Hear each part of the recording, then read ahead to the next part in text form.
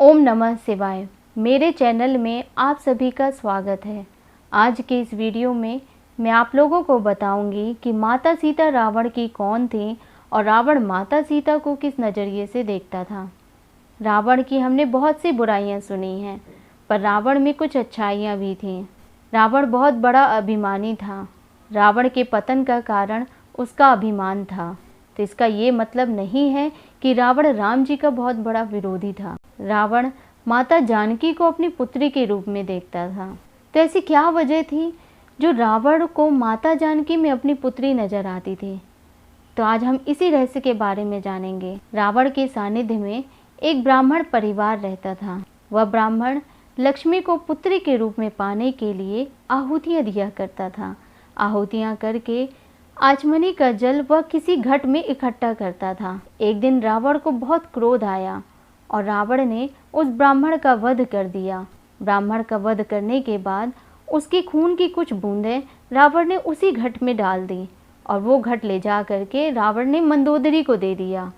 कुछ दिन बाद जब रावण ने देखा कि उस घट में एक शरीर दिखाई देने लगा, एक शरीर का स्वरूप बनने लगा है, तो रावण चिंतित हो गया।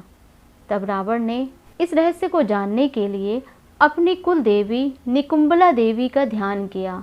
तब निकुंबला देवी ने रावण को आदेश दिया कि रावण, जो घर तू अपने घर में रखा हुआ है उसमें से एक कन्या प्रकट होगी और वो कन्या तेरा विनाश कर देगी।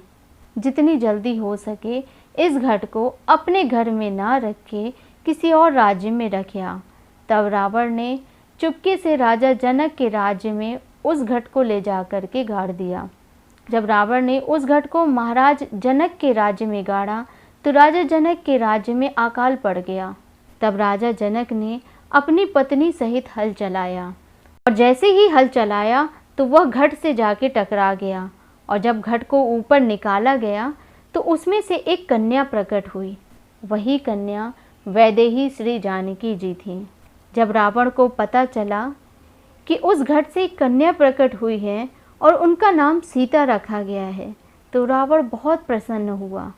और रावण को दूसरी प्रसन्नता तब हुई जब उसको पता चला कि उस कन्या का विवाह एक राजघराने में हुआ है। तब उसे लगा कि मेरी बिटिया बहुत अच्छे घर में गई है। उसे बहुत आनंद हुआ। रावण माता जानकी को अपनी बेटी मानता था।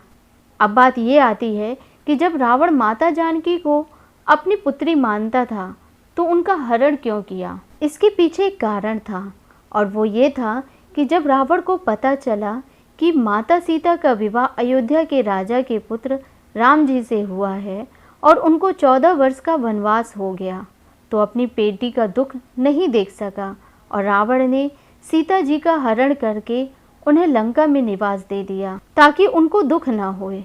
अद्भुत रामायण में तो ये भी वर्णन मिलता है कि रावण जब रात में सोता था तो वह सीता सीता करके चिल्लाया करता था।